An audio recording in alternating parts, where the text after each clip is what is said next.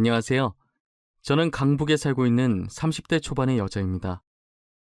결혼하고 나서부터 제 인생은 정말 다사다난했는데요. 드라마라고 해도 말이 안 되는 일들이 제 눈앞에 펼쳐져서 아직도 당황스럽습니다. 저는 남편과 결혼하고 나서 시부모님과 남편에게는 불만이 없었어요. 오히려 시부모님들은 인자하셔서 가족 행사 없을 때 제가 시댁에 자주 들리곤 했었거든요. 저희 남편은 사남매 중 막내로 태어나 위로 누나만 3명이 있었어요. 제가 시댁에 가기 싫게 만드는 주 범인들이 이 누나들인데요. 그중 첫째 신우와 둘째 신우가 저를 못 잡아먹어서 안달이었어요. 저희 시댁은 한 달에 한 번씩 꼭 다 같이 모여서 모임을 하는 편이에요. 정말 급한 사정이 있지 않고선 무조건 참석해야 하는 가족 모임이에요. 그럴 때마다 저는 몸이 2개라도 모자랄 정도로 바쁘게 움직이기 시작하죠. 그래도 그나마 저를 챙겨주는 사람은 막내 신우밖에 없었어요. 가만히 소파에 앉아서 떠들고 있는 첫째 신우와 둘째 신우와는 달리 항상 저를 도와주려고 애쓰는 막내 신우를 보며 늘 감사한 마음을 가지고 있었어요. 신우들은 저를 부를 때 꼭 공주님이라고 부르세요. 공주님이 오늘은 무슨 반찬을 하셨을까? 뭐야, 계란말이? 계란말이가 다야? 왜 이렇게 성의가 없어? 나랑 장난하자는 거야? 음식 이제 만들기 시작했어요. 조금만 기다려보세요. 아직 다 차린 거 아니니까. 제가 다 차렸다고 하지도 않았는데 와서 화부터 내시면 어떡해요. 어머, 얘 말하는 거 봐. 우리 잡아먹겠어 아주. 무서워서 살 수가 없네. 누가 신우한테 두 눈을 똑바로 뜨고 얘기하나? 교육 다시 시켜야겠네. 그러니까 요즘 애들은 신우 무서운 줄 모른다니까. 따박따박 자기 할 말 다 하고 있어.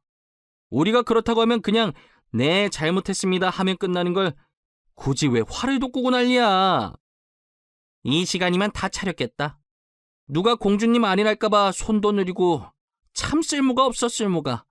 일 안 해본 티가 이렇게 난다니까. 귀하게 자라신 몸이라 우리가 뭔 말을 못하겠어. 언니들 이제 그만해. 이 정도 했으면 됐어. 혼자서 얼마나 힘들겠어. 아직 만들고 있는 중이라잖아. 다 되면 부를 테니까 그때 다시 와. 참나, 혼자서 착한 신우인 척 하는 거 봐. 웃기다 진짜. 그래, 둘이 잘 어울리네. 왕따끼리 어디 잘 만들어봐. 내가 너네 얼마나 잘 만드는지 보려니까. 남편과 결혼하고 나서 시댁에 올 때마다 느끼는 것이 하나 있었거든요. 알게 모르게 막내 신우가 다른 신우들과는 조금 동떨어진 느낌을 받았어요. 뭔가 따돌림 받는 것 같다는 생각을 했었는데 직접 왕따라는 말을 들으니 제가 결혼하기 전에 얼마나 따돌림 당했었을지 대충 짐작이 가더라고요. 아마 제가 이 집안에 들어오고 나서부터 괴롭히는 대상을 저로 바꾼 것 같았어요. 그리고 신우들은 저를 아끼는 마음으로 공주님이라고 부르는 게 아니라 제가 일해본 적이 없는 게 티가 난다면서 비꼬려고 하는 말이었어요. 사실 시댁 식구들이 모르는 사실이 한 가지 있었어요. 신우가 말하는 것처럼 제가 사랑받으면서 자라서 손에 물 한 방울 묻혀보지 않은 게 맞지만 저는 일반 평범한 집안이 아니라 어떤 기업 회장의 손녀이자 사장의 딸이었어요. 저는 제 집안 때문에 사람들이 가식적으로 제게 친한 척하는 것이 싫어서 일부러 숨기고 다니고 남편이랑도 연애할 때나 결혼할 때도 부모님께 미리 말해서 최대한 저희 집안에 대해 숨겨왔었어요. 부모님은 제 생각이 옳은 것 같다며 말실수하지 않으려고 엄청 노력하셨거든요. 시댁 식구들은 저희 부모님이 조그만 가게를 운영하고 계신 줄 아세요. 신우들은 제 집안을 알고 나면 제게 하는 태도가 달라질 것 같은 거예요. 사람을 돈으로 판단하는 게 싫어서 저는 끝까지 누구에게도 말하지 않을 생각이에요. 저는 결혼 후 명절이 없어졌으면 좋겠다 싶을 정도로 명절이 세상에서 제일 싫어요. 시부모님께서도 나이가 있으신 편이라 막내 신우가 오셔서 저를 도와주기 전까진 모든 일이 다 제 차지였기 때문에 명절이 정말 싫었어요. 시댁 식구들 먹을 음식을 만드는 것도 제사상 차리는 것도 전부 제가 해야 할 일들이었죠. 신우들은 시댁에 오자마자 하나하나 다 참견하기 시작하더라고요. 집안꼴이 이게 뭐야? 혼자 일한다고 지금 시위하는 거야? 치우면서 해야 할 것 아니야. 우리 엄마 집 다 더럽히고 있네, 정말. 어머, 옳게. 이거 제기 닦은 거 맞아? 왜 먼지가 이렇게 있어? 자기 집 조상 아니라고 너무 대충대충 준비하는 거 아니야? 쟤 지금 쉬하는 거 맞다니까. 명절에 일 조금 한다고 유세야. 며느리가 시댁에서 일하는 건 당연한 건데 꼭 저렇게 티를 내야 돼?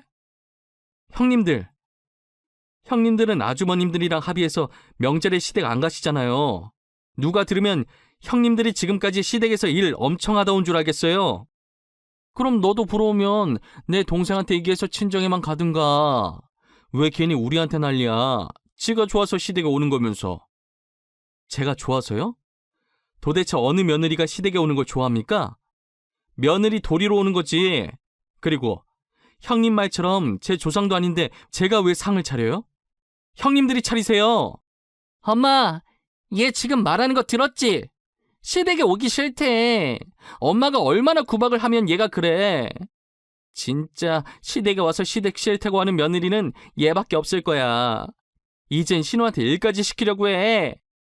너네 둘 주방에서 나와. 나도 다 듣고 있었는데 어디서 며느리한테 뒤집어 씌워. 괜히 아무 잘못 없는 우리 며느리 잡지 말고 당장 나와. 결국 시어머니의 호통에 둘은 투덜거리면서 주방에서 나갔어요. 저의 명절은 항상 이런 식으로 반복되었습니다. 그래도 그나마 다행인 게 평소엔 신우들과 멀리 떨어져 살고 있으니 신우들과 마주칠 일이 없어서 시댁살이를 하지 않았어요. 대신 모임 때마다 몰아서 신우들한테 구박을 받고 있지만요. 그러다 남편과 시부모님께서 신우들한테 폭발한 사건이 있었어요. 그건 바로 명절이 지난 지 얼마 되지 않았던 시아버님 생신 때였는데요. 자기 아버지 생신인데 제가 준비하는 동안 코빼기도 안 보이다가 음식 준비가 다 되어갈 때쯤 와서는 제가 한 음식들을 보고 한 소리씩 얹더라고요. 뭐야, 옳게. 우리 아빠 생신인데 음식이 겨우 이거밖에 없는 거야? 식탁다리가 부러질 만큼 한 상 가득해도 모자랄 판에 이게 뭐야? 그러게, 이걸 누구 코에 붙이라는 거야? 이거 1인용 밥상이야? 혹시 아버지 혼자 밥 먹는 거야? 이건 아니죠, 옳게. 미역국, 잡채, 불고기, 생선, 그리고 아버님께서 평소 좋아하시는 냉채 족발에 대게까지 삶았는데 도대체 뭐가 그렇게 부족하다는 거예요? 기본적인 생일 음식은 있잖아요. 양도 넉넉하게 했고요. 식구가 지금 몇 명인데 정말 아빠가 좋아하는 음식들만 했단 말이야? 나는 냉채 족발 안 좋아한다고. 그럼 나는 뭐 먹으라는 말이야? 우리 먹을 게 없잖아, 옳게. 나도 되게 안 좋아하는데 밥만 먹으라는 거야? 그리고 이 냉채 족발 옳게가 직접 만든 거 아니지? 설마 배달 음식 시킨 거야? 네, 냉채 족발 시킨 거예요. 문제 있어요? 다른 음식들은 제가 직접 다 만든 거고요. 아버님 생신에 아버님 좋아하시는 음식 했으면 됐지. 제가 형님들 입맛까지 다 맞춰야 하나요? 진짜 센스도 없고. 공주님이 뭘 모르나 본데.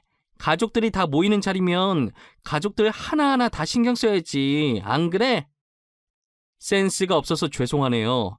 제가 뭘 몰랐어요. 다음엔 형님들 입맛까지 고려해보도록 노력은 해볼게요. 저도 신우들 못지않게 한 성격 하는 편이라 다행이었지. 정말 가관도 이런 가관이 없었어요. 오자마자 다채롭게 진상을 떨기 시작하는데 일단 좋은 날이기도 하니 제가 참기로 했죠. 그리고 다 같이 밥을 먹기 시작하는데 신우들이 또 난리를 치기 시작하더라고요. 옳게, 오늘 밥 상태가 왜 이렇게 치러? 나 진밥 안 먹는 거 몰라? 꼬들꼬들한 밥만 먹는다고. 정말 입맛만 버렸네. 밥도 밥인데 음식 맛은 또 왜 이래? 맛대가리가 왜 이렇게 없어? 먹을 수 있는 거라곤 배달 음식 저거 하나밖에 없어. 대게도 제대로 삶은 거 맞아? 비린내 뭐야? 너무 심하잖아. 이걸 누구한테 먹으라고 밥상에 올린 거야? 골탕 먹이는 거야? 정말 되도 않는 이유로 트집 잡으면서 저를 구박하는데 점점 열이 차오르더라고요. 남편과 시아버지도 화가 났는지 저를 대신해서 신우들에게 화내주셨어요. 누나들, 진짜 왜 그래? 도대체 밥이 어떻게 질다는 건데? 이거보다 더 꼬들하면 그냥 생쌀이지. 저기 있는 생쌀이나 퍼먹어. 그리고 음식도 멀쩡한데 왜 난리야? 비린내? 그거 누나 입냄새지? 내가 괜히 참견했다가 싸움 더 커질까봐 가만히 있으려고 했는데 안 되겠네. 내 생일상 앞에서 지금 뭐하는 짓들이야? 이게 어디서 배워먹은 버르장머리야? 이때까지 우리 집사람한테 이런 식으로 대했어? 한 번도 이런 얘기 없어서 잘 지낸 줄 알았더니 어떻게 아무 잘못도 없는 사람을 이렇게까지 못살게 굴어? 우리가 뭘 그렇게 잘못했는데? 손 아래 사람 교육 좀 한 것 가지고 너무 유나 떠는 거 아니야?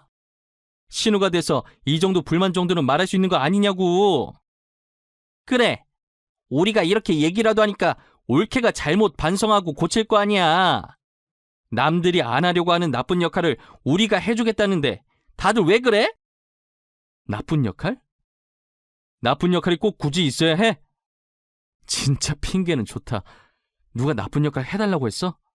괜히 괴롭히고 싶으니까 별 말 같지도 않은 변명을 해대네. 너네 둘 지금 당장 숟 깔아놓고 우리 집에서 나가. 안 나가? 당장 나가라고! 내가 너네 끌고 가서 밖으로 내쫓기 전에 제발로 나가! 제 편을 들어주는 남편과 시부모님을 보고 저도 모르게 눈물이 나기 시작했어요. 저는 제가 강한 사람이라고 생각했었는데 그게 아니었나 봐요. 그렇게 한번 터져버린 눈물은 멈출 생각을 하지 않더라고요. 신우들은 울고 있는 저를 보고 여울하면서 손가락질하기 시작했고, 일 때문에 뒤늦게 온 막내 신우는 들어오자마자 제가 울고 있자 달래주고 있었어요. 결국 시부모님과 남편의 중재로 싸움은 일단락되는 듯 싶었습니다. 하지만 그 뒤로 가족 모임에서 마주치면 신우들은 저를 대놓고 싫어하고 괴롭혔어요. 주위에서 편 들어주는 사람 많아서 좋겠다면서 비꼬기까지 하더라고요. 저는 이대로 가만히 있으면 안 될 것 같다는 생각에 시댁에만 가면 녹음을 하기 시작했어요. 언젠간 제가 저 두 사람을 모욕죄로 고소할 수도 있을 것 같다는 생각이 들었거든요. 남편의 누나이긴 했지만 제 입장에선 솔직히 남이잖아요. 정말 고소까지 할 생각으로 증거를 남기기 시작했던 것 같아요. 그러다 집안이 완전히 뒤집히게 된 사건이 있었어요. 정말 시아버님 생신 때 일어난 일은 세 발의 피일 정도인 어마어마한 일이었죠. 결혼한 지 이제 2년 정도 되었을 때 다시 명절이 다가온 날이었어요. 그날은 결혼 후 처음으로 시어머니와 함께 음식을 준비했어요. 신우들은 평소 시댁에 왔던 것처럼 음식이 다 만들고 난 후에 늦게 오더라고요. 원래 명절이든 모임이든 모든 음식을 제가 다 만들었기 때문에 이번에도 당연히 제가 음식을 혼자 준비했을 거라고 생각했나 봐요. 그날도 어김없이 들어오자마자 제게 와서 음식 투정을 하기 시작하더라고요. 저는 아무 대꾸도 하지 않고 뒤에서 뭐라고 떠들든 음식을 접시에 담아서 식탁에 올려놓았어요. 제가 아무 말도 하지 않자 재미가 없어진 모양인지 식탁에 가만히 앉아있더라고요. 마지막 반찬까지 올리고 나서 저는 시댁 식구들에게 밥 드시라고 불렀어요. 그런데 식사를 시작하자마자 첫째 신우가 시어머니께서 만든 나물을 집어먹더니 화를 내더라고요. 아니, 어쩜 올케는 시집온 지 2년이 됐는데도 나물 간 하나 못 맞춰? 맛이 하나도 없어 정말. 음식 솜씨가 왜 이렇게 안 느는 거야? 얼마나 맛없길래? 나도 먹어보자. 아, 이게 뭐야? 간을 하긴 한 거야? 이 정도 됐으면 이제 잘할 때도 되지 않았어? 도대체 2년 동안 뭘 한 거야? 나는 맛만 있는데 왜 그래? 너무 맛있는데 간도 딱 맞아. 너무 잘했어 우리 올케. 음식 진짜 많이 늘었다. 첫째 신우는 맛없다고 난리치고 둘째 신우는 입에 대자마자 나물을 그대로 뱉어버렸어요. 다른 신우들의 격한 반응에 막내 신우가 같은 나물을 먹어보더니 고개를 갸우뚱하면서 맛없다는 신우들 말에 공감을 못하더라고요. 그러자 첫째 신우가 핵폭탄을 던지고 말았어요. 지금 왕따가 왕따 도와주는 거냐? 입양아 주제, 왜 계속 우리가 말할 때마다 끼어들어서 올케 편들고 난리야? 우리 말에 토달지 말고 그냥 조용히 밥이나 먹어. 그래, 우리가 요즘 너한테 관심을 안 줬더니 요즘 너무 나댄다. 그대로 고개 숙이고 밥 먹어. 네 얼굴 보면 밥맛 떨어지니까. 너 계속 그렇게 우리 말에 끼어들면서 기어오르려고 하면 다시 예전처럼 대할 줄 알아? 저런 말들을 듣고도 막내 신우는 익숙한 듯 아랑곳하지 않고 남편국 더 주려고 일어나 있던 제게 빨리 와서 밥 먹으라고 하더라고요. 저는 첫째 신우의 무례한 발언에 온몸이 굳어서 눈만 꿈뻑꿈뻑 거리고 있었고, 시어머니 쪽을 보니 시어머니도 화가 단단히 나셨는지 얼굴이 울그락불그락 되어 있었어요. 그러더니 시어머니께서 자신이 먹던 숟가락으로 신우들 머리를 한 대씩 때리면서 핵폭탄을 던지셨죠. 이 썩을 것들! 동생한테 말하는 꼬락서니가 왜 그 모양이냐? 여기서 내 배 아파 낳은 자식은 아들밖에 없어, 이것들아! 엄마, 그게 무슨 말이야? 엄마 배 아파 낳은 자식이 지연이밖에 없다니? 아무리 우리가 잘못했어도 그런 농담은 하는 게 아니지. 그래, 엄마. 장난이 너무 심한 거 아니야? 우리가 왜 엄마 자식이 아니야? 우리 엄마 자식이잖아. 그치? 지금 너무 화나서 아무 생각 없이 막 말한 거지? 너네 우리 친자식 아니야. 니네 아빠가 바람 펴서 밖에서 데리고 온 자식들이지. 더 웃긴 건 뭔지 아냐? 니네 아빠도 친아빠 아니다. 여자한테 미쳐서 2번이나 속아 넘어간 거지. 엄마, 도대체 지금 무슨 말을 하고 있는 거야? 우리를 밖에서 데리고 왔다니 우리가 잘못했어. 다신 기은이랑 옳게 안 괴롭힐게. 진짜야. 여자들이 임신한 채로 니네 애비 꼬셨는데 멍청한 니네 애비는 진짜 자기 애라고 생각하고 데리고 온 거야. 근데 정신 못 차리고 다른 여자한테 똑같은 짓을 또 당한 거 생각하면 아직도 열불이 나. 그러니까 시어머니 말씀에 의하면 신우들은 시아버지께서 밖에서 데리고 온 자식들이었고, 상간녀들은 시아버지의 아이라고 하며 도망갔는데 알고 보니 시아버지 아이도 아니었다는 것이었어요. 한마디로 정리하면 신우들은 시부모님이랑 피 한 방울도 안 섞인 남남이라는 것이에요. 시부모님의 친자식은 어머님이 말씀하신 대로 저희 남편 하나뿐이었고요. 어머님은 그간 속이 뭉그러졌지만 아이들이 무슨 잘못인가 싶어서 이제껏 자신이 키웠다고 하더라고요. 막내 신우는 어머님이 친구 따라 보육원 봉사 갔다가 눈이 똘망똘망한 게 똘똘해 보이고 어머님을 너무 잘 따르는 모습에 이뻐서 데리고 왔다고 하고요. 시어머니께서 입을 연 뒤로 시댁은 말 그대로 전쟁이 난 듯이 난리가 되어버렸어요. 시어머니께서는 신우가 계속 저를 괴롭히게 되면 언젠간 진실을 가족들 앞에서 발설하겠다고 미리 시아버지께 이야기를 해놓으셨었다고 하더라고요. 그래서 어머님이 폭주하시고 계실 때 아버님께서는 아무 말 안 하고 잠자코 계셨었어요. 저 못지않게 충격받은 사람이 한 명 있었어요. 그건 바로 막내 신우였고, 어머님의 말을 듣자마자 그간 설움이 터진 것인지 울기 시작하더라고요.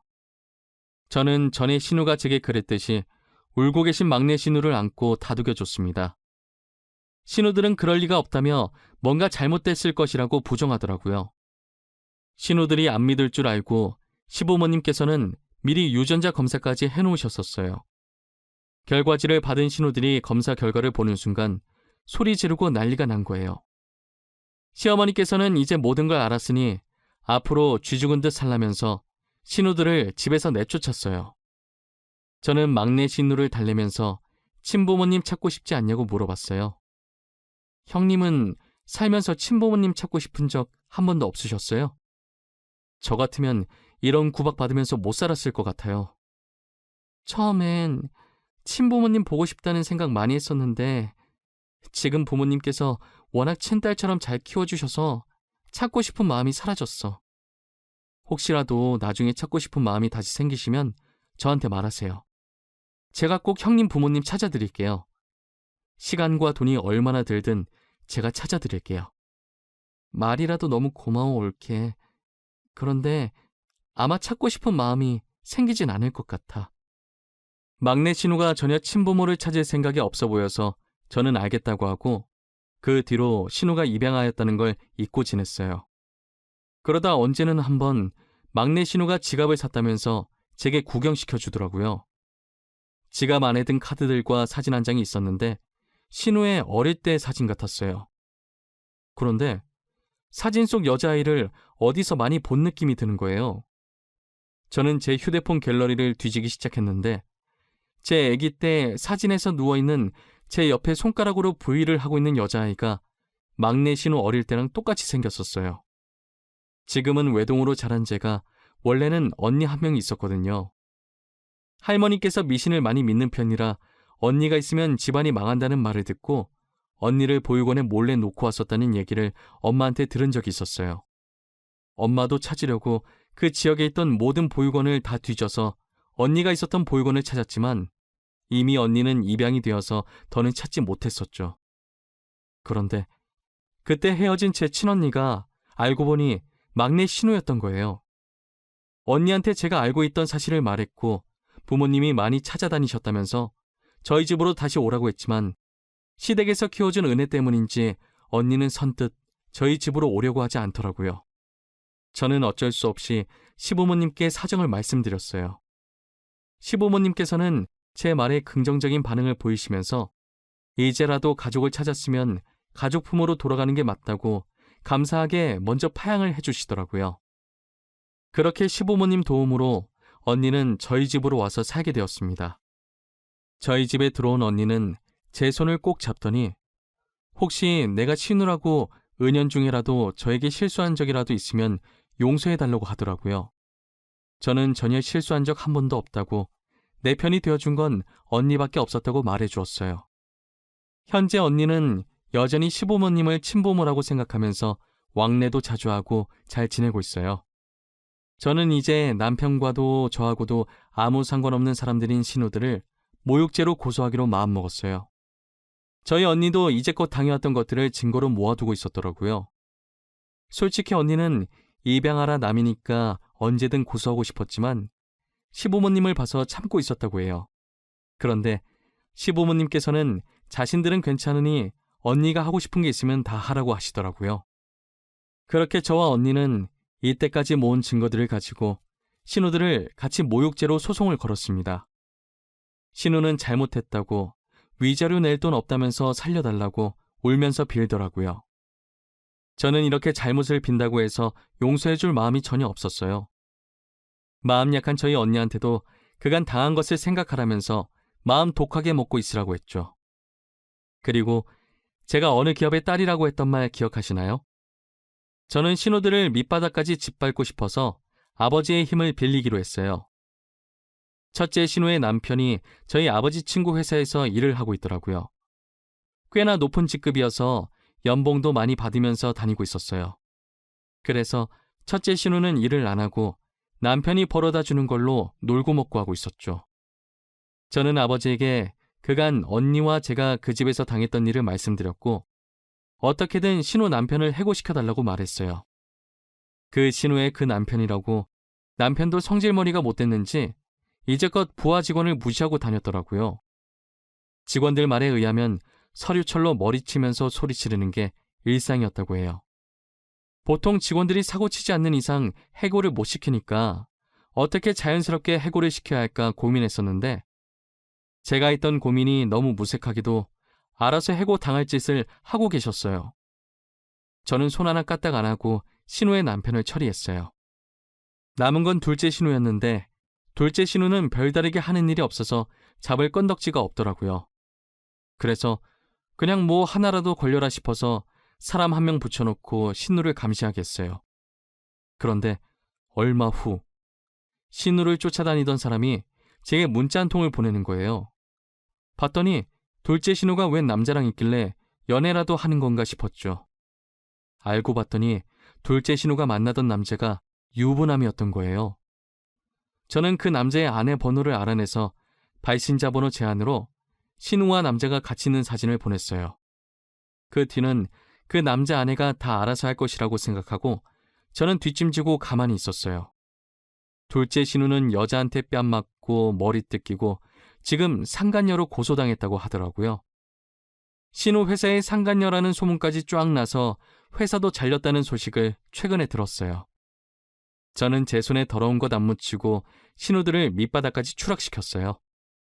난생 처음 누군가에게 복수를 해봤는데 제가 생각보다 더 짜릿했어요. 제가 살면서 돈과 권력으로 사람들한테 상처를 받아본 적은 많이 있었지만 이렇게 직접 복수해보리라고는 생각을 못했는데 막상 해보니 속이 너무 시원하더라고요. 제 속은 풀리긴 했지만 저는 더 이상 복수할 일이 안 생겼으면 좋겠습니다. 신우들처럼 굳이 누군가를 괴롭히고 상처 주는 행동을 왜 하는 건지 이유를 모르겠어요. 자격지심이었던 걸까요? 열등감이었던 걸까요? 저게 이유였다고 한들 결코 정당화되지는 않는 것인데 말이에요. 어찌되었든 시댁에서 안 좋은 추억이 많았지만 잃어버렸던 언니를 찾을 수 있어서 너무 좋았어요. 막내 신우 덕분에 그나마 시댁에 버틸 수 있었는데 알고 보니 저의 친언니였다니 아직도 믿기지 않아요. 저는 뒤늦게라도 언니와 함께 쇼핑도 다니고 여행도 다니면서 추억을 쌓으면서 아주 잘 지내고 있어요. 여러분들도 지금 옆에 있는 형제들과 좋은 추억 많이 쌓으시길 바랄게요. 제 사연을 들어주신 모든 분들 항상 건강하시고 행복하세요. 한 해가 바뀐 만큼 새로운 마음가짐으로 살아가시길 바랄게요. 감사합니다.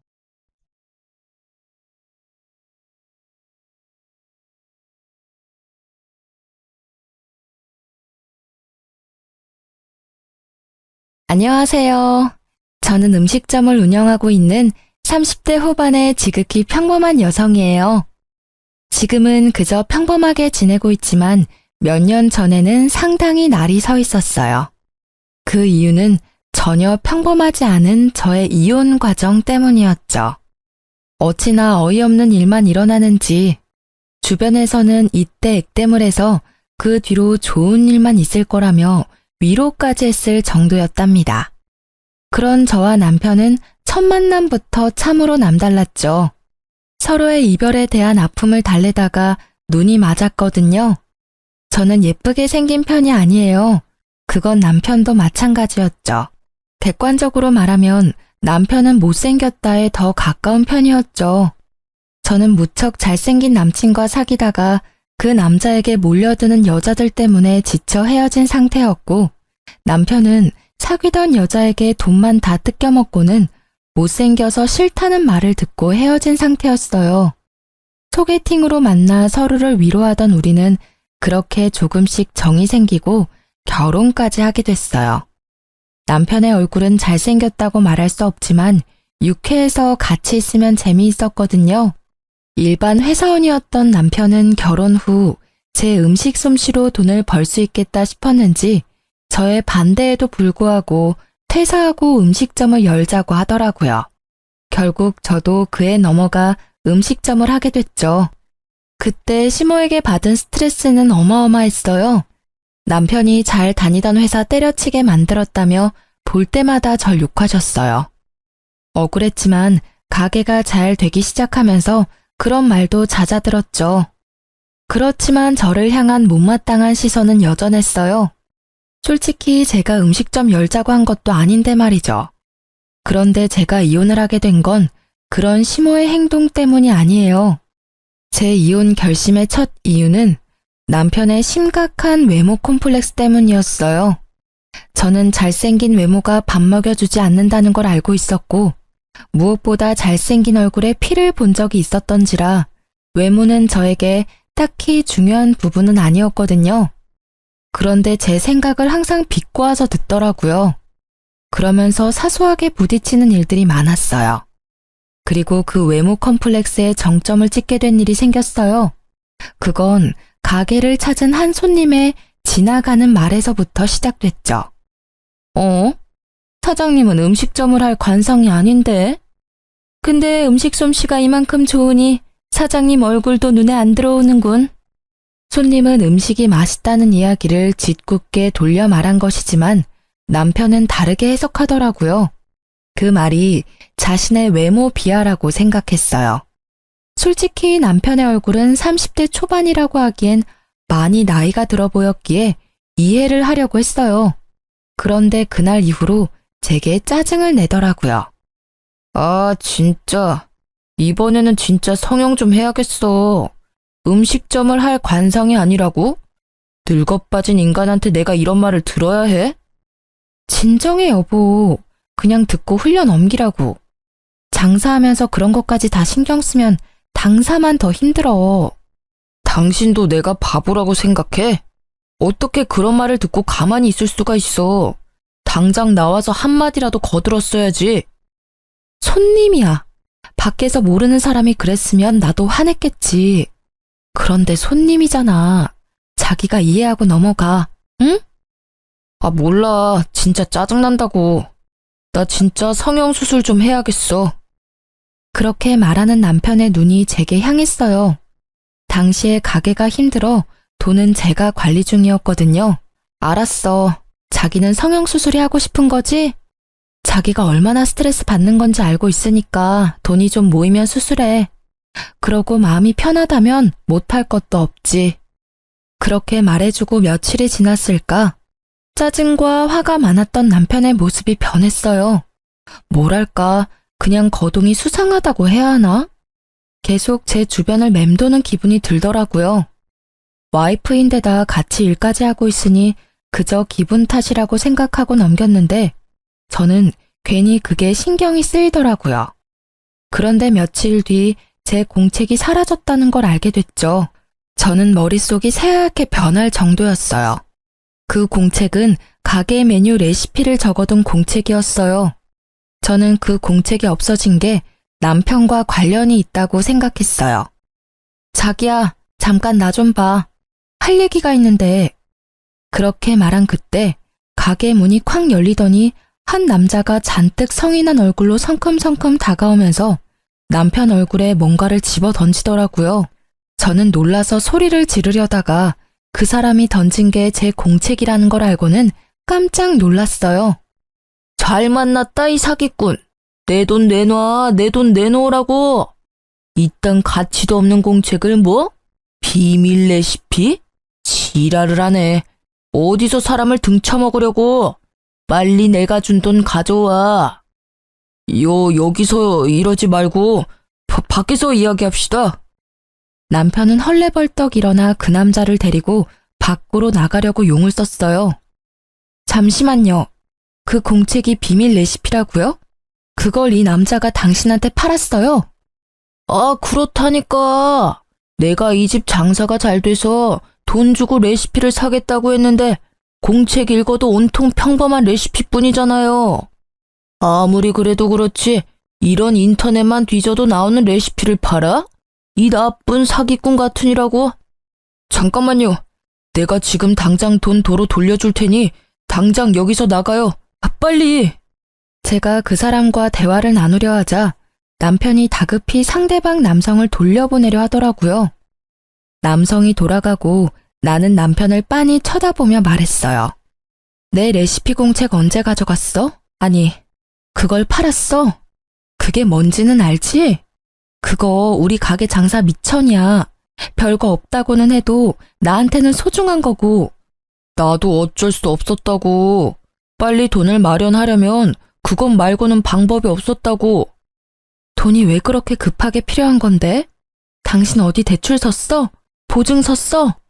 아니, 아무리 대단한 일이 있어도 자기 장사 미천을 파는 인간이 어딨어. 그거 뺏겨서 우리 가게 휘청거렸으면 어떻게 책임지려고 한 거야? 말해봐. 이게 다 어떻게 된 일인지. 성형수술 하려고 그랬다고. 내가 그 뒤로 잠도 못 자고 얼마나 시달리는 줄 알아? 당신은 모르겠지. 그런 소리 듣고도 실실 웃는 당신은 절대 모르지. 몰라. 내가 그걸 어떻게 알아? 그리고 나는 당신이 성형수술 하던 말던 상관없어. 내가 결혼한 사람은 다른 누구도 아니라 당신이야. 그 얼굴이라도 좋아서 결혼한 게 나라고. 네가 얼굴 바꾼다면 나도 이해해. 그리고 존중하지. 그런데 왜 그걸 남의 레시피 공책 팔아서 마련하려고 하냐고. 당신이 벌어서 수술하면 되잖아. 적어도 가게 날리는 선택은 하면 안 되지. 장사할 때 레시피가 얼마나 중요한지 몰라서 그래? 당신한테는 그 장사 미천이 제일 중요하겠지. 나는 안 그래. 나한테는 내 인생 자체가 걸린 문제라고. 우리 가게에서 웃는 손님들이 내 외모 보고 웃는 거 내가 모를 줄 알아? 다들 그렇게 실실거리면서 나 쳐다보고 진짜 죽겠다고. 당신이 나를 이해 못하는 거야. 왜 매번 이런 식으로 나를 물 먹이는데? 누가 물을 먹였다고 그래. 물 먹을 뻔한 건 나거든? 다 이해한다고. 당신 성형하고 싶으면 해. 내가 바지가랑이라도 잡고 말렸어? 아님, 내가 제발 그러지 말라고 빌기라도 했어. 하라고, 네 돈으로. 남의 물건 팔아서 성형하면 기분 좋겠어? 제 말에 할 말이 있을 턱이 없었던 남편은 입을 꾹 다물고 폰을 만지작거리더라고요. 가만 보니 아까 돌아간 남자에게 받았던 돈을 돌려주려고 계좌이체를 하는 모양이었어요. 그리고 그 일이 있은 후부터 남편은 저를 냉혈한 사람으로 몰기 시작하더라고요. 나한테 중요한 일이면 당신한테도 중요한 일이라고 생각했어. 내가 잘못 생각한 거지. 다 자기 살고 싶은 대로 사는 거지. 나만 답답하지. 어휴, 당신은 나보다 그 레시피가 더 중요하지? 그럼 왜 나랑 결혼했어? 그냥 레시피랑 결혼하지. 그걸 말이라고 해? 그 공책에는 내 비법과 시행착오들이 고스란히 들어가 있거든? 제발 애 같은 짓 좀 그만해. 내가 너랑 결혼을 했는데 도대체 누구한테 잘 보이려고 성형을 하려는 거야? 나한테만 잘 보이면 되는 거 아니야? 사실 레시피에는 비법 같은 건 적혀 있지 않았어요. 제 비법은 저의 휴대폰 안에 저장되어 있었죠. 하지만 남편의 행동을 보고서는 그 사실을 절대 알려주지 않아야 되겠다고 생각했어요. 혹시라도 나중에는 제 폰을 갖다 팔아버릴지도 모르니까요. 어쨌든 제 말에 남편은 아무 말도 못했어요. 입이 10개라도 할 말이 없는 게 정상이죠. 그 모습이 마음에 걸려서 저는 한마디 해줬어요. 가게 잘 돼서 돈이 좀 모이면 수술비 지원해 줄게. 그때까지만 참아. 알겠지? 결국 이 말을 듣고서야 남편의 얼굴이 좀 펴지더라고요. 제가 말은 그렇게 했지만 참 어이가 없었어요. 지금 우리 처지에 장사가 잘 되는 것보다 더 중요한 게 어디 있나요? 입에 풀칠이라도 해먹고 살아야 외모 치장도 하는 법인데 그저 자기 외모에만 신경 쓰는 남편에 대한 신뢰가 완벽하게 사라지게 된 사건이었죠. 그렇게 한바탕 사건이 지나가고 남편은 무척 열심히 일했어요. 가게가 점점 잘 되기 시작하니 자리를 잡기 시작했죠. 단골들도 생기고 무엇보다 남편은 성형을 위한 자금을 차곡차곡 모아가고 있었죠. 그런데 언제부터인가 친구와의 약속을 이유로 늦게 들어오는 일이 생기게 됐어요. 요리를 직접 하는 사람은 저였으니 남편이 없을 때는 알바생이 일을 많이 도와줬어요. 그 사람 하나 없다고 가게가 안 되는 건 아니지만 그게 여러 번 쌓이는 걸 보니 뭔가 있나 싶기는 했어요.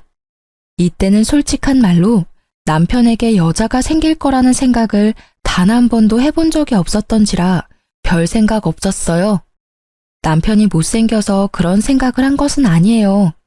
다만 그 사람은 예전에 외모를 이유로 차인 이후로 여자에게 먼저 다가가는 것을 그리 좋아하지 않거든요. 그래서 별 신경 쓰지 않았죠. 그보다 더 신경 쓰이는 일이 매장에 생겼거든요. 어떤 한 여자가 거의 매일같이 가게를 찾는 거예요. 그것도 딱 남편이 없을 때만 골라서요. 저는 이상한 기분이 들었어요. 그 이유는 그 여자의 행동 때문이었어요. 사람 기분 나쁘도록 저를 쳐다보는 일이 많았고 이상하게 우리 가게에 관심이 많은 듯 여기저기 조심성 없이 훑고 다니더라고요. 저는 혹시 남편이 가게를 팔려고 내놨나 싶은 생각까지 했죠. 그 당시에 남편의 신뢰는 거의 바닥이었거든요. 레시피를 팔려고 한 적이 있는데 가게인들 못 팔겠어요? 그래서 그걸 의심했는데 그건 아닌 것 같더라고요. 그리고 일주일쯤 가게를 둘러보던 여자가 제게 말을 걸더라고요. 저기요, 아줌마. 잠시 할 이야기가 있는데요. 이때쯤엔 아줌마 소리에도 익숙해진 터라 별 생각 없이 네 손님 하고는 그 앞에 앉았죠. 점심시간도 훌쩍 지났고 저녁 시간으로는 아직 이른 시간이라 손님이 없었기에 이야기를 들어주기로 했어요. 딱 보니 저와는 정반대의 삶을 사는 사람 같더라고요. 화려하게 풀어헤친 샛노란 머리카락에 손가락, 발가락에 칠해진 매니큐어와 페디큐어는 짙고 선명한 색상에 뾰족하고 길었죠. 게다가 코가 아릴 만큼 강한 향수 냄새까지. 행색을 보면 절대로 음식점에서 일할 사람은 아니었어요. 이런 곳에서 할 말은 아니지만 아줌마 남편 있죠? 제가 아줌마 남편 여자친구예요. 네? 제가 그 사람 와이프인데요. 알아요, 저도. 근데 당신이 그 남자 만나기 전에 제가 먼저 그 남자랑 사귀었거든요. 뭐, 얜 여자였죠. 지금은 아직 현재 진행 중이지만. 그러니까 당신이 상간녀라는 이야기인가요? 그런 단어 말고 좀 더 다르게 표현해 줄래요? 이래서 배운 거 없는 사람은. 배운 게 왜 없어요? 아니, 그쪽이야말로 배운 게 없잖아요. 어딜 바람 피운 여자가 여기까지 와서 본처한테 사귀니 많이 배웠니 못 배웠니 하는 거야? 그래서 지금 우리 남편이랑 사귀는 거 자랑하러 여기 왔어? 맞아요. 자랑하러 온 거. 그리고 기니 할 말도 있고요. 그 사람이랑 저 오래 사귀었어요. 그리고 헤어질 생각도 없고요. 그러니까 아줌마가 그 남자한테 이혼 이야기 꺼내줘요. 내가 왜 그래야 되는데요? 헤어지고 싶으면 지가 직접 이야기해야지. 그리고 헤어질 때 남편한테 못생겨서 헤어진다고 했다던데 이제 와서 찾는 이유가 뭐예요? 지금도 못생긴 건 마찬가지인데. 그래도 지금은 가진 게 있잖아요. 나도 젊었을 때야 얼굴이 좋았지. 지금은 다른 게 좋거든요. 그녀가 말하는 다른 것이 돈이라는 데는 제 전 재산을 걸 수 있을 만큼 의도가 확실해 보였어요. 설마 돈 때문에 지금 유부남 꼬신 거예요? 돈 많으신가 봐요? 유부남인 거 알고 바람피면 상간녀 소송 걸리는 거 알고 계시죠? 그 정도는 이 정도 가게 가진 그 남자가 알아서 대주지 않을까 싶네요. 생각보다 모아놓은 돈도 많은 것 같고. 저도 이제 나이가 들어가니까 좀 안정적인 남자가 좋더라고요. 위자료는 줄 테니까 소송하려면 하세요. 어차피 내 돈 나가는 것도 아닌데 뭐. 상간녀의 낭창한 그 말투가 저를 열받게 하더라고요. 저는 남편이 바람을 핀 건 확실하지만 이혼 이야기는 남편이 아닌 이 상간녀 입에서 나온 거라고 추측했어요. 그래서 그날 저녁 집에서 쉬고 있는 남편을 깨워 따졌죠. 당신 상간녀가 오늘 우리 가게 왔었어. 그 여자 하는 말들이 사실이야? 당신이 나랑 헤어지고 싶다는데 당신도 거기 동의한 거 맞아?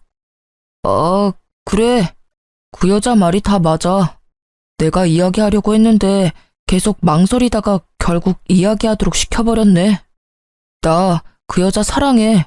그때도 사랑했지만 지금도 여전히 사랑한다고. 이야기 다 했다니 나도 편하게 말할게. 제발 나랑 이혼해줘. 그 여자랑 같이 살 거야. 지금 그렇게 덤덤하게 할 말이야? 당신이 지금 어떤 상황에 처한지 모르나 본데 이거 진짜 큰일이라고. 그 여자는 당신을 좋아하는 게 아니라 당신이 이뤄놓은 걸 좋아하는 거야. 당신 돈 보고 좋아하는 거라고. 그 여자가 뭘 했는지 알아? 옛날에는 잘생긴 남자가 좋았는데 지금은 다른 게 좋대. 그게 뭐겠어? 돈이지. 내 여자 모욕하지 마. 그런 소리 했을 리도 없고 그랬다 하더라도 당신이 신경 쓸 바 아니잖아. 그냥 이혼 좀 해줘. 내가 돈을 뜯기든 가죽을 뜯기든 알아서 한다고. 당신 진짜 미쳤어? 그 여자 당신 못생겼다고 찬 여자라고. 그런 여자가 이제 와서 당신한테 사랑을 느꼈다고? 아무리 봐도 말도 안 되는 이야기잖아. 그런 일은 일어날 리가 없다고. 분명히 다른 목적으로. 그래, 그럴 일 없겠지. 그치만 나도 나이가 들면서 중후한 멋이 생겼다잖아. 당신은 어차피 돈에 정신 팔려서 그런 것도 모르겠지만 사실 당신하고 만났을 때도 그 여자랑 헤어지고 싶지 않았어. 결국 어쩔 수 없이 헤어지는 바람에 내가 당신같이 못생긴 여자를 만나서 살고 있는 거잖아. 게다가 당신 나 좋아하는 것도 아니잖아. 그냥 가게 유지할 사람 필요한 거면 헤어져줘도 되는 거 아니야? 내가 왜 이렇게 사는데? 다 당신이랑 나랑 잘 먹고 잘 살자고 이렇게 사는 거라고. 돈을 벌어야 펑펑 쓸 수 있으니까. 돈 없으면 뭘 할 수 있는데? 그리고 잘 다니던 직장 그만두게 하고 가게에서 일하게 만든 건 당신이잖아. 요리하는 사람이 나 하나인데 어떻게 하나부터 열까지 다 꾸미고 다녀? 날 이렇게 만든 게 당신이라는 생각 단 한 번도 해본 적 없지? 날 이렇게 만들어 놓고 당신은 밖에서 여자나 만들어서 돈 쓰면서 놀았어? 되지도 않는 말로 당신 꼬신 그 여자한테? 말 조심해. 그 여자 때문이 아니라고 말했잖아. 내가 좋아하는 거라고.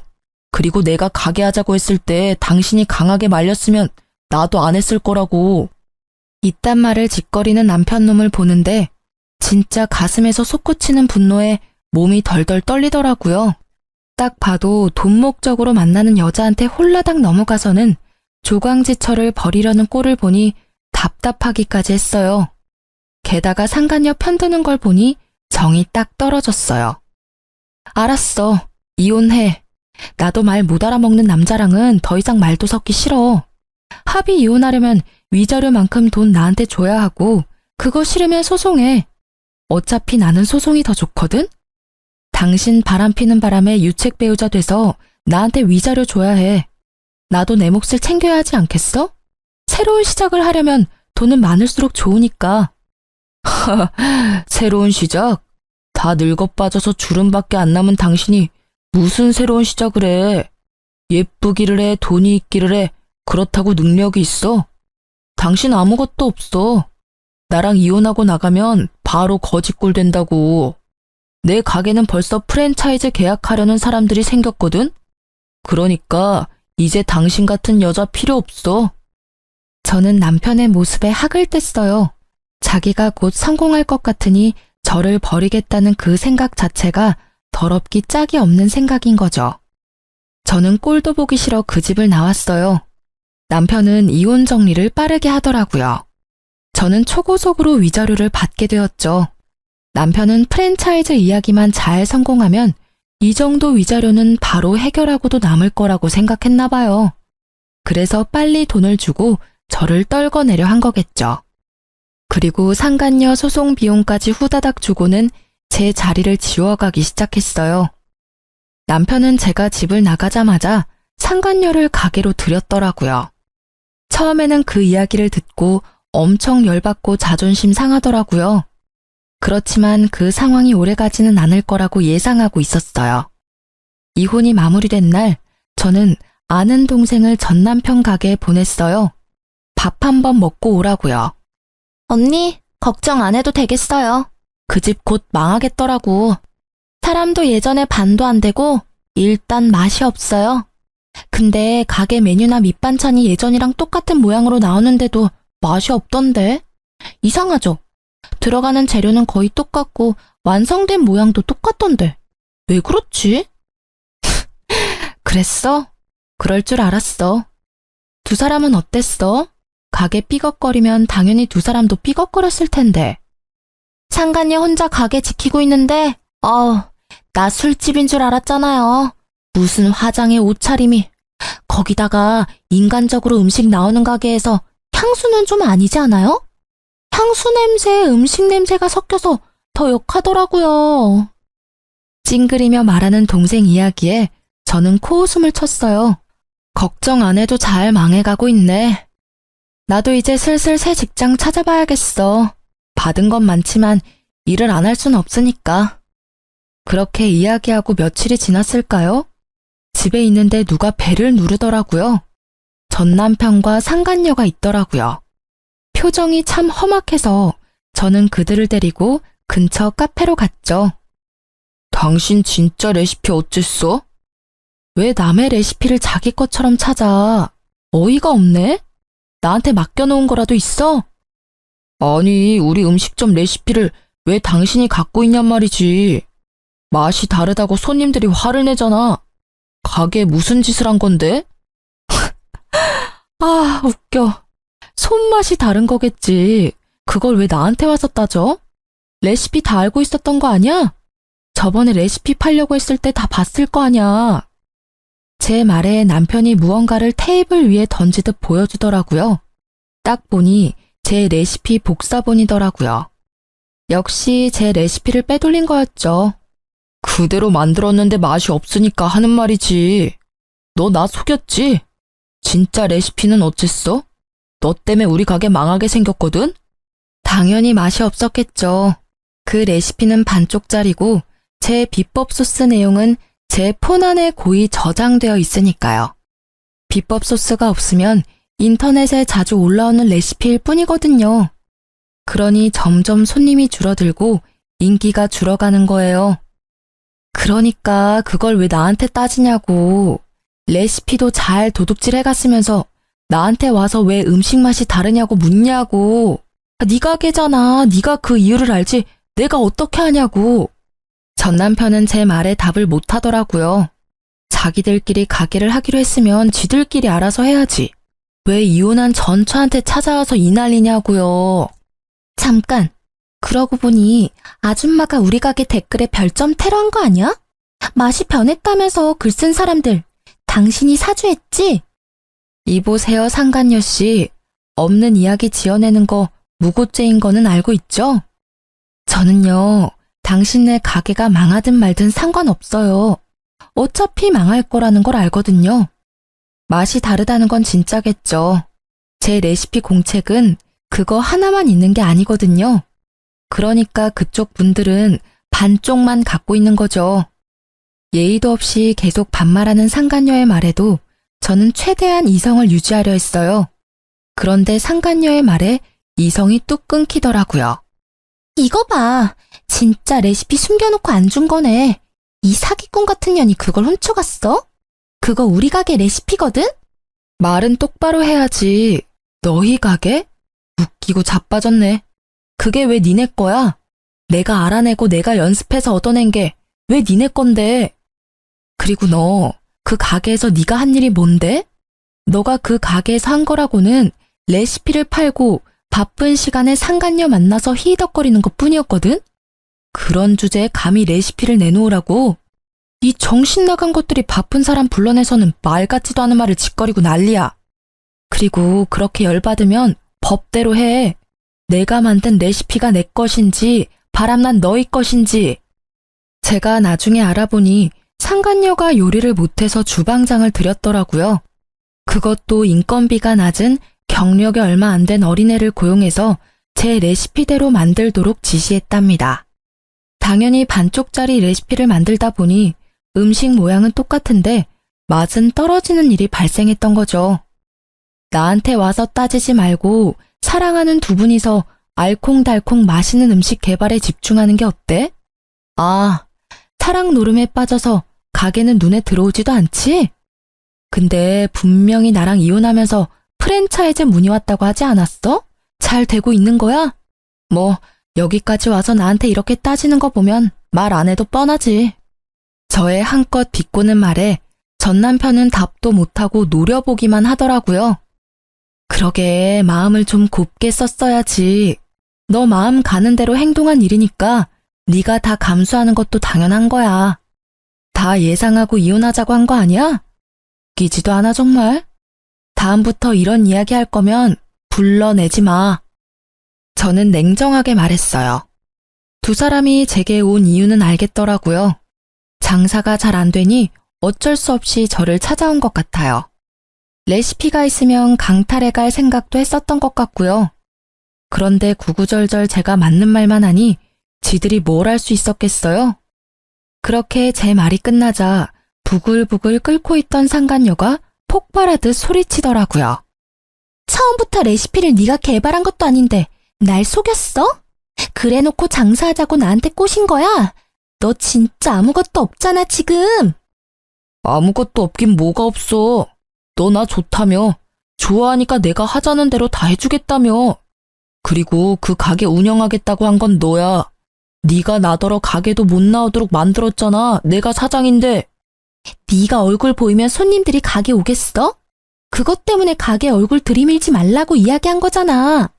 당신 얼굴 보면 있던 밥맛도 다 떨어진다고. 뭐? 그 전에는 아무도 그런 말 안 했어. 다들 밥만 잘 먹고 돌아갔다고.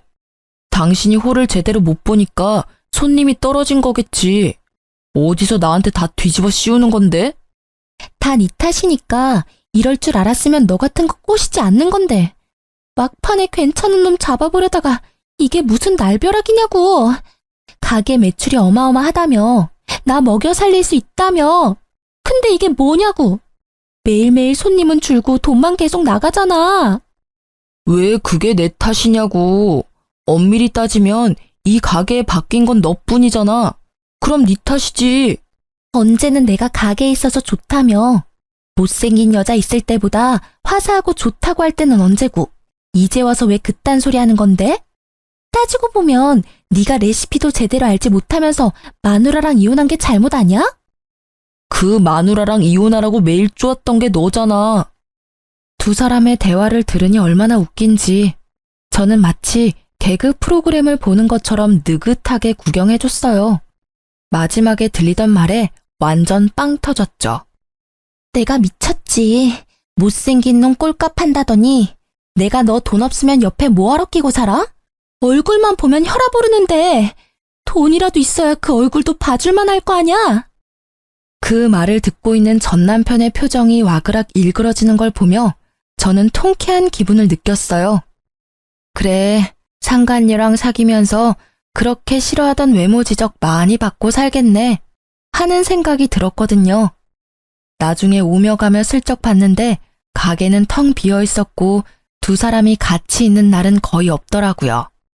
거기에는 전 남편 혼자만이 자리를 덩그러니 지키고 있더라고요. 저는 그걸 보며 이혼 소송이 빨리 마무리돼서 천만 다행이라고 생각했어요. 가게가 저런 꼴이었으면 돈도 안 줬을 테죠. 그나마 가게가 잘 될 거라고 예상하고 그 이득을 나누지 않으려고 빨리 위자료 준 게 저에게는 도리어 이득이었죠. 저는 이제 새 삶을 찾아야 했어요. 예전에 일했던 회사로 돌아가기에는 제가 너무 멀리 와버렸고 제 레시피가 아깝기도 했거든요. 그래서 음식점을 하나 차릴까 생각하고 있었어요. 이미 이혼은 했고 저라는 사람부터 건져야겠다는 생각을 했거든요. 주변 친구들에게 주방장 구하는 곳 있냐고 물어보고 얼마 지나지 않아 한 남자가 저에게 연락을 해왔어요. 여기서 좀 떨어진 곳에 있는 가게인데 주방장으로 일해볼 생각 없냐고 말이죠. 그쪽은 번화가는 아니었지만 가게가 들어가기에 나쁜 조건은 아니었어요. 직접 만나서 이야기하자고 해서 만났는데 깜짝 놀랐어요. 인상 좋은 미남이 한 분 계시더라고요. 조심스레 이것저것 물어보다 보니 돌싱이라는 것도 알게 됐죠. 서로 돌싱인 걸 알고 나니 좀 더 편해진 건 사실이었어요. 그래서 그곳에서 일하기로 했어요. 그곳에서도 이전 가게의 레시피대로 열심히 일을 했고 점점 손님들이 많아지더라고요. 그렇게 1년쯤 지나고 가게는 줄 서서 먹는 식당 정도는 아니라도 점심, 저녁, 식사 때마다 붐비는 가게 정도는 되더라고요. 그리고 여느 때와 같이 일을 하는데 한 사람이 가게로 들어오더라고요. 저는 주방에 있어서 신경을 못 썼는데 사장님이 오더니 저한테 잠깐 나와보라고 하더라고요. 표정이 좋지 않았어요. 무슨 일인가 싶었던 전 남편이 와서 기다리고 있더라고요. 이 가게에는 브레이크 타임이 있었는데 딱 그때를 맞춰서 찾아왔더라고요. 1년 만에 사람이 어찌나 늙었는지 얼굴에 주름이 쫙 껴서는. 저는 그 앞에 앉았죠. 1년이 넘게 지났는데도 말은 그리 좋게 나오지 않더라고요. 무슨 일이야? 나 찾을 일 이제 없을 텐데. 당신 아직도 아줌마 소리 들으면서 일하고 있지? 이런 작은 가게에서 일하면 얼마나 벌겠어? 푼돈 정도 되겠지. 남이사 푼돈을 벌든 떼돈을 벌든 무슨 상관이야? 여기까지 찾아온 이유가 나 화나게 만들려고 그런 거야? 용건 없어? 용건 없으면 나가줄래? 나 지금 저녁 준비해야 해서 바쁘거든? 이렇게 지내지 말고 돌아와. 내 가게 아직 그대로 있어. 그 자리에 똑같이. 당신이 오면 주방장 자리 줄게. 웃기고 있네. 지금 일 잘 다니고 있는 사람한테 뭔 소리야? 거기 이제 소문나서 손님도 별로 없다는데. 이렇게 예쁘지도 않고 돈도 없고 능력도 없는 여자 데려다가 뭐에 쓰려고? 당신한테는 예쁘고 돈도 많고 능력도 좋은 당신 좋다는 상간녀가 있잖아. 설마 나더러 두 사람 알콩달콩 사는데 끼라는 말은 아니지? 그런 꼴 보기 싫으니까 여기 와서 이런 짓 하지 말고 제발 그냥 무시하고 가줘라, 응? 미안해. 진짜로 내가 다 잘못한 것 같아. 당신만큼 나 이해해주고 보듬어준 사람도 없는데 내가 왜 그랬나 싶어. 진짜로 시간을 되돌리고 싶다고. 당신이 말한 그대로였어. 그 여자 심지어 나를 좋아한 것도 아니었다고. 통장에 있던 돈에다가 대출까지 내 이름으로 쓰고는 도망갔어. 그 돈 내가 성형수술 하려고 모아놓은 돈인데 그걸 홀라당 다 가져갔다고. 게다가 프랜차이즈 내는 것도 음식 맛이 이렇게 다르면 자기들도 좀 생각해봐야 할 것 같다고. 그런 식으로 여기저기 있던 일들도 완전 무산돼서 가게도 곧 망할 것 같아. 아니, 망한 것 같아. 구구절절 말하는 걸 들어보니 참으로 딱하더라고요. 제가 한 말이 그대로 들어맞았으니까요. 그때 내가 말했지? 그 여자 그럴 의도로 당신한테 접근했다고. 내가 그때 말할 때는 믿지도 않더니 이제 당하고 보니 내 생각이 났어? 근데 어떡하지? 내 눈에는 당신이나 그 여자나 똑같아 보이거든. 돈 좀 벌고 여자한테 눈 멀어서 바람난 당신이나 돈 노리고 당신한테 다가와서 다 들고 튄 그 여자나 다를 게 뭐가 있어? 나는 그 여자를 사랑했다고. 그런 내 마음을 배신한 거야. 내 어디가 그 여자랑 똑같다는 거냐고. 당신은 나를 배신했잖아. 왜? 네 사랑에 눈이 머니까 남의 마음 사정에는 신경도 안 쓰였니? 대단해. 사랑 타령하면서 나한테서 다 뺏어간 게 넌데 자기는 그 여자랑 다르게 생각한다는 걸 들으니까 좀 소름 끼치네? 안 그래? 나한테는 너도 충분히 나쁜 놈이야. 유부남이 사랑 타령이라니. 그것도 제 마누라가 아닌 상간녀한테. 그 사실이 잘못됐다는 걸 모르는 것도 참 딱하고. 그러니까 지금 사과하잖아. 미안하다고. 잘못했다고 하잖아. 당신이 화내는 건 알겠는데 내 사정도 이해해줘. 응? 당신도 솔직히 여기서 아줌마 취급 당하면서 힘들게 사는 거 싫잖아. 내가 당신 사모님 소리 듣게 해줄게. 응? 미안한데 저는 남편의 말을 끊으려고 했지만 제 어깨에 손을 얹는 부드러운 손길에 입을 닫고 제게 다가온 남자를 쳐다봤어요. 이 가게의 사장이었어요. 여보, 저녁 준비는 내가 해놓을 테니까 대화 잘 끝내고 와요. 오해가 상당히 많이 쌓인 것 같으니까 깨끗하게 잘 풀어서 다시는 찾아오지 않도록 하는 게 좋을 것 같아. 그리고 제 현재 남편이기도 했죠. 제가 이 남자와 결혼한 건 6개월쯤 됐을 때였어요.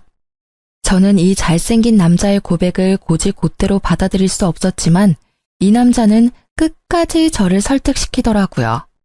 자신은 그런 사람과 다르다고 한 가지 분명하게 약속할 수 있는 건 절대로 바람은 피지 않고 다른 여자 쳐다도 보지 않겠다는 말을 하며 저를 설득했죠. 저는 한결같은 마음에 반해 사귀기로 했고 함께하는 시간이 많아질수록 서로에 대한 이해가 깊어지며 좋은 사이로 발전하게 됐죠. 누가 봐도 잘생기고 환칠한 남자가 제게 여보라고 부르니 전 남편의 얼굴이 엄청나게 놀라는 걸 확인할 수 있었어요. 여보? 당신 결혼했어? 나랑 헤어진 지 얼마나 됐다고 결혼을 해? 무슨 헛소리인지 모르겠네. 나는 엄연히 법적으로 이혼을 한 여자라고. 너하고의 사이에서 온갖 정이 다 떨어져서 이혼한 사람. 내가 왜 너 생각해서 재혼을 못해? 넌 나랑 이혼하자마자 상간녀랑 혼인신고 해놓고서는. 그래, 그러고 보니 너 유부남이었구나. 너 이런 식으로 나 꼬시면 안 되는 거야. 어차피 넘어갈 일도 없었겠지만. 그래도 이건 너무하잖아. 벌써 결혼이라니. 그리고 한 가지 네가 착각하는 게 있어서 내가 말해주는 건데 나 여기 사장님 와이프야. 넌 나랑 일할 때 매번 나한테 아줌마라고 불렀지? 그때 솔직히 정말 기분 더러웠거든? 너는 사장님이라고 불리는데 나는 아줌마라고 불렸잖아. 근데 여기 오니까 정말 달라. 이 사람은 일할 때 나를 여보나 사모님으로 불러. 못생긴 내가 싫어서 여보라고 부르지도 않은 네가 감히 여기 와서 그런 말 하면 안 되지. 아줌마 취급 당하면서 사냐고? 너랑 있을 때야말로 아줌마 취급당했거든, 너한테서? 나는 그럴 의도로 당신한테 그런 말 한 거 아니라고. 그냥 주변 손님들이 다들 그렇게 이야기하니까 나도 모르게 아줌마라고 한 거지. 그걸 왜 다 내 탓으로 돌리는데? 네 탓이니까 네 탓이라고 하는 거지. 사장인 네가 날 그렇게 부르니 다른 손님들도 그렇게 부른 거라고. 그리고 솔직하게 말해줄게. 나는 너 잘생기고 못생기고 그런 건 상관없었어. 잘생긴 얼굴 가진 남자한테 피본 사람이 나잖아. 그런 내가 얼굴을 볼 거라고 생각해? 나한테 중요한 건 내면이었거든. 그래서 나도 모르게 잘생기지 않은 사람을 찾은 건지도 모르지. 그치만 나는 결혼 생활에 신뢰를 지켰어. 당신 외에 남자도 만나지 않고 돈도 같이 벌었고 당신 성형수술한다는 것도 반대 안 했지. 그런데 돌아온 건 뭐였어? 이혼이잖아. 그것도 상간녀가 생겨서 나와 이혼한 아주 더럽고 짜증나는 상황. 근데 이제는 너한테 참 고맙다고 생각하고 있어. 지질이 못생기고 궁상맞게 생긴 남자도 나를 배신할 수 있다는 걸 깨달았거든. 그렇게 헤어지지 않았으면 이렇게 잘생기고 다정한 남편도 만나지 못했을 테고. 못생기고 궁상맞게 생겼다고? 너 지금 말 다 했냐? 내가 외모 지적하는 거 싫어하는 거 알면서 그런 식으로 나한테 비꼬는 거야? 응, 비꼬는 거야. 너야말로 외모 지적 나한테 하지 않았어? 네가 할 때는 너도 당할 수 있다는 생각은 했어야지. 이제 더 이상 할 말은 없지? 나 너희 가게 갈 일 없고 너도 나한테 이제 관심 가지면 안 되고. 나 유부녀니까. 그럼 잘 가. 앞으로 2번 다시 만나지 않길 바랄게. 사랑 찾아갔으면 사랑으로 먹고 살아. 돈 벌려고 나 찾아오지 말고.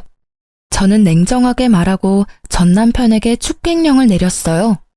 나가라고 둘러 말했는데도 전 남편은 나가지 않고 횡설수설하며 제게 말을 걸어오더라고요. 그때 재혼한 제 남편이 나타나 전 남편의 어깨를 잡고 밖으로 밀어냈어요. 손님, 이야기가 다 끝난 것 같으니까 돌아가 주세요.